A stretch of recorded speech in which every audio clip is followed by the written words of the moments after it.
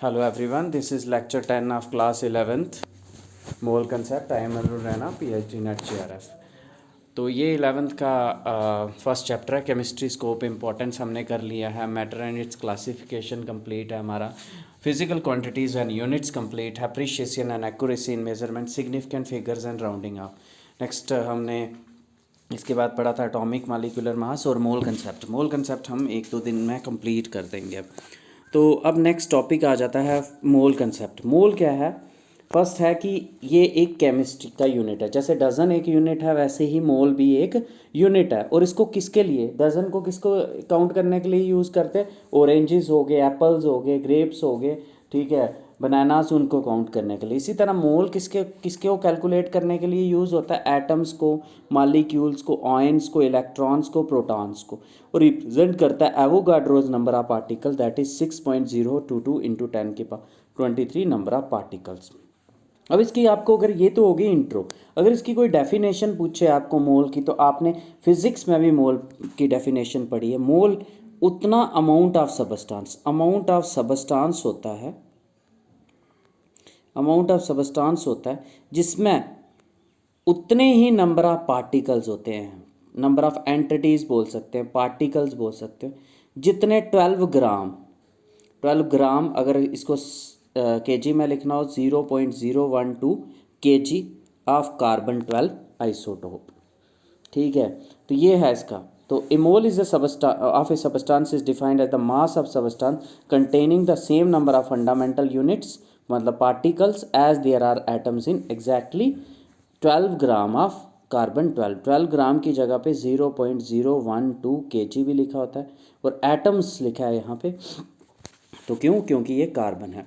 तो मोल उतने सबस्टांस होता है, उतना अमाउंट ऑफ सबस्टांस होता है, यहाँ पे लिख लें, defined as the amount of substance containing the same number of entities, जहाँ same number of fundamental particles as there are atoms in exactly 12 gram of carbon 12। तो ये डेफिनेशन आपको याद करनी है।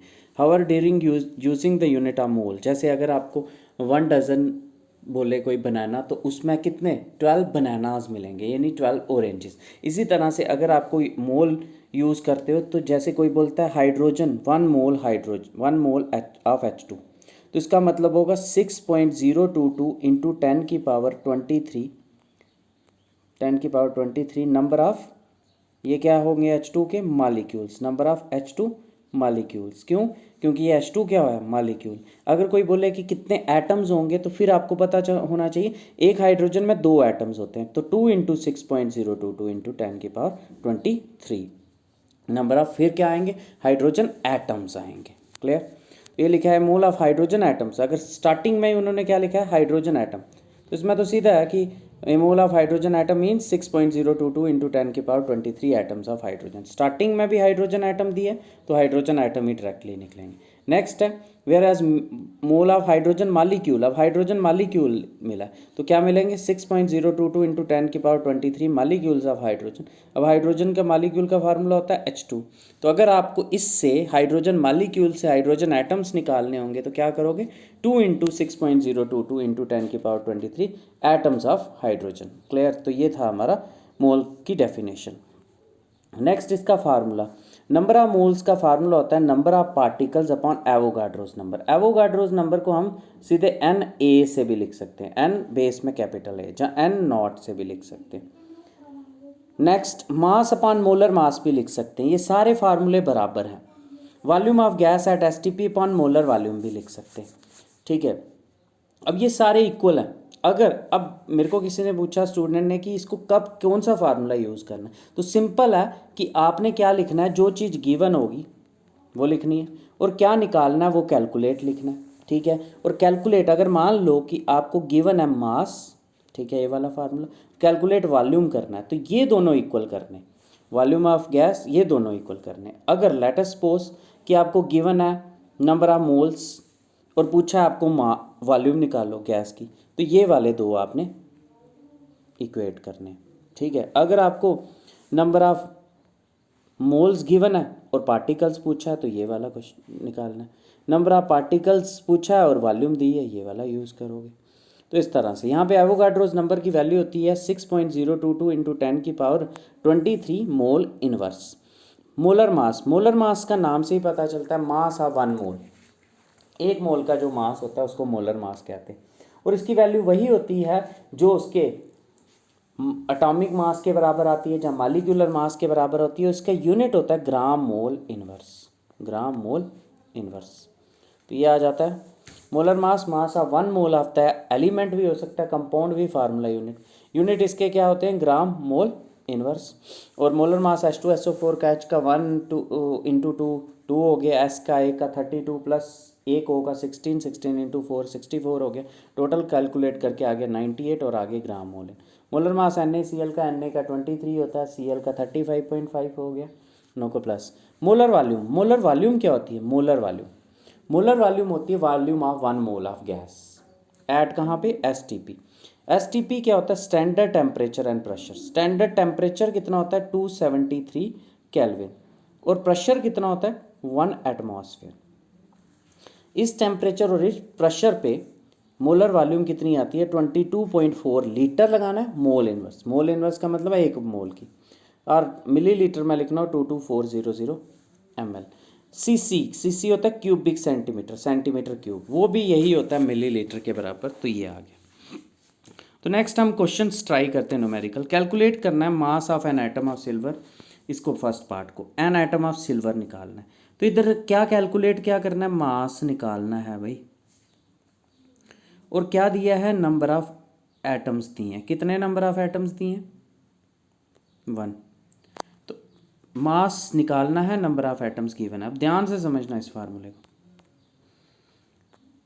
मास निकालना है ये वाला, और नंबर ऑफ एटम्स गिवन है। नंबर ऑफ पार्टिकल्स में क्या क्या आता है, एटम्स आते हैं, मॉलिक्यूल्स आते हैं, आयंस आते हैं।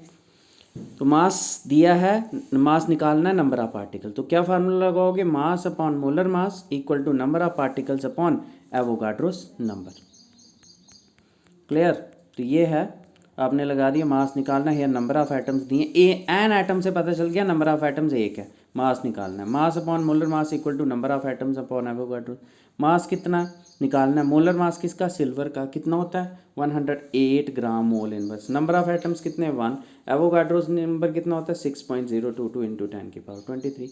Number of atoms upon Avogadro's number into molar mass. Number of atoms 1 है, मोलर मास 108 ग्राम मोल इनवर्स, और ये 6.022 इंटू 10 की। अब ये 17.93 आया। इसको साइंटिफिक में करना हो तो यहाँ से यहाँ कितने प्लेसेस, 1 प्लेस, तो कितना आ जाएगा -23 + 1 -22। नेक्स्ट आ जाता है mass of A molecule of CO2। क्या है इसमें, नंबर ऑफ मॉलिक्यूल्स गिवन है, कितने 1, और निकालना क्या, मास।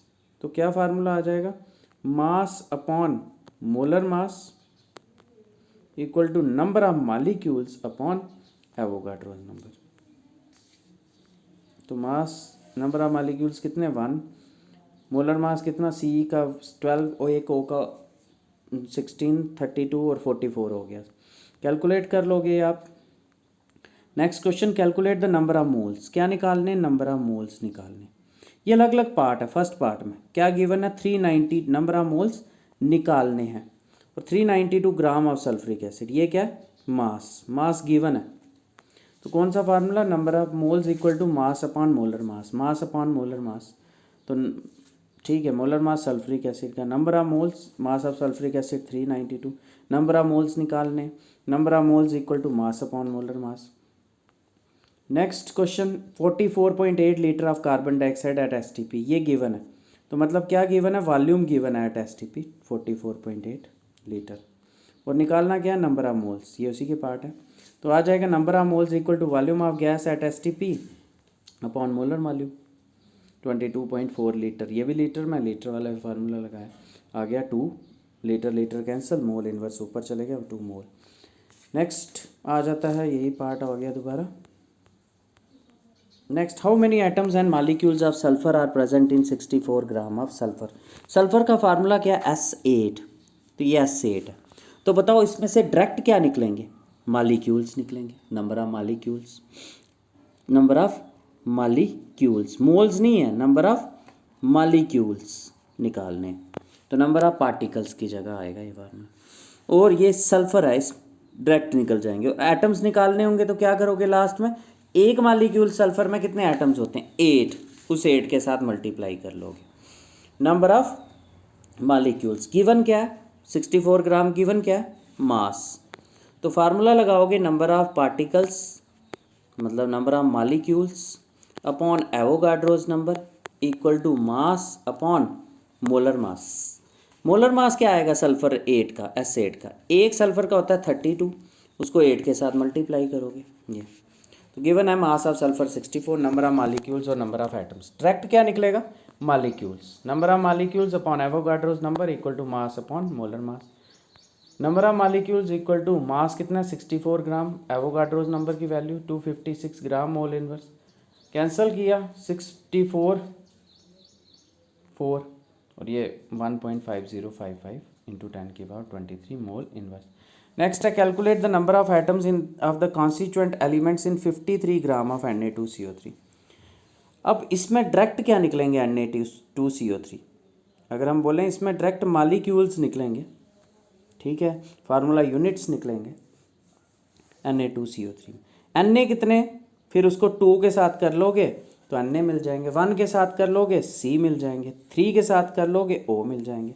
तो क्या निकालना है, पहले नंबर ऑफ एटम्स निकालने हैं, नंबर ऑफ मालिक्यूल्स निकलेंगे डायरेक्ट, वो लिखा मालिक्यूल्स, और क्या मास, तो फार्मूला वही number of molecules upon number of, ये खुद करना है आपको फार्मूला क्वेश्चंस, ठीक है। कैसे करोगे, number of molecules upon Avogadro's number equal to mass upon molar mass, वो करोगे वो आपको Na2CO3 मिलेंगे। फिर number of Na positive ions, Na कितने आ जाएंगे 2 इंटू जो भी वैल्यू आई होगी, number of carbon 1 into number of oxygen 3 into जो भी वैल्यू यहाँ से निकलेगी। इसी तरह से ये नेक्स्ट क्वेश्चन करना है, volume of gas at STP occupied by 14 gram of nitrogen. हर एक ये अलग अलग पार्ट है। फर्स्ट पार्ट में आपने निकालनी है वॉल्यूम और दिया है 14 ग्राम ऑफ नाइट्रोजन 14 ग्राम। तो क्या फार्मूला लगाओगे, volume of gas at STP upon molar volume equal to mass upon molar mass. Mass भी गिवन, मास 14 ग्राम है, मोलर मास आ जाएगा एक नाइट्रोजन N2 होता है फार्मूला नाइट्रोजन का, एक N का 14, 2 का 28, मास आ जाएगा 14 डिवाइडेड बाई 28 और volume upon 22.4 litre mole inverse. तो कैंसिल कर लेना, 1.5 मोल ऑफ CO2, तो यहाँ पे क्या है मोल्स है, वॉल्यूम निकालनी है, volume of gas at STP upon molar volume equal to ये नंबर ऑफ मोल्स हैं, equal to number of moles, सीधे है नंबर ऑफ मोल्स की जगह भर देना, volume of gas equal to molar volume into number of moles. Next है 10 की पावर 21 मालिक्यूल्स, ये है नंबर ऑफ मालिक्यूल्स जो है 10 की पावर 21, और आपको निकालना है क्या वॉल्यूम, तो volume of gas at STP upon molar volume equal to number of molecules upon Avogadro's number, वहाँ से आ जाएगा। नेक्स्ट ये आज करते हैं फार्मूले, नेक्स्ट लास्ट लेक्चर में भी हमने 5 किए थे। कास्टिक सोडा क्या होता है, NaOH। उसी तरह कास्टिक पोटैश क्या होता है, पोटेशियम हाइड्रोक्साइड KOH। चाइल साल्ट पीटर, चाइल कंट्री है वहाँ पे ये बहुत पाया जाता है, सोडियम नाइट्रेट होता है ये NaNO3। कार्बोरंडम, कार्बोरंडम है सिलिकॉन कार्बाइड, सेमीकंडक्टर मटेरियल है और हार्डेस्ट मटेरियल है ये। कैलोमल, मर्कुरस क्लोराइड, इसका फार्मूला Hg2Cl2। मर्करी जो होता है ये ऐसे ऐसे एग्जिस्ट करता है, Hg2 पॉजिटिव 2 पॉजिटिव और Hg2 पॉजिटिव। यहाँ पे मर्करी एक की ऑक्सीडेशन स्टेट क्या है, ऊपर 2 नीचे 2, तो 2 कैंसिल, Hg1 पॉजिटिव हुआ। तो इसलिए इसको जो कम वाली होती है उसके लास्ट में लिखते हैं ओस, कम ऑक्सीडेशन स्टेट, कम चार्ज हो, और ज़्यादा हो तो इक। तो अगर Hg2 होनी चाहिए जैसे Hg2 है तो ये मर्कुरस क्लोराइड हुआ। कोरोसिव सब्लिमेट, इसमें HgCl2 है, नीचे नहीं है, इसका मतलब ये कौन सा Hg2 पॉजिटिव वाला है। तो ये Hg2 ऐसे लिखा हो तो वो मर्कुरस होता है, सिंपल Hg लिखा हो तो वो मर्कुरिक, ठीक है। तो ये याद रखना, कास्टिक पोटैश हो गया, KOH का चाइल्ड साल्टपीटर हो गया, सोडियम नाइट्रेट, कार्बोरेंडम हो गया, सिलिकॉन कार्बाइड, और कैलोमल हो गया मर्कुरस क्लोराइड, और कोरोसिव सब्लिमेट हो गया mercuric chloride. Thanks a lot for listening. जय हिंद।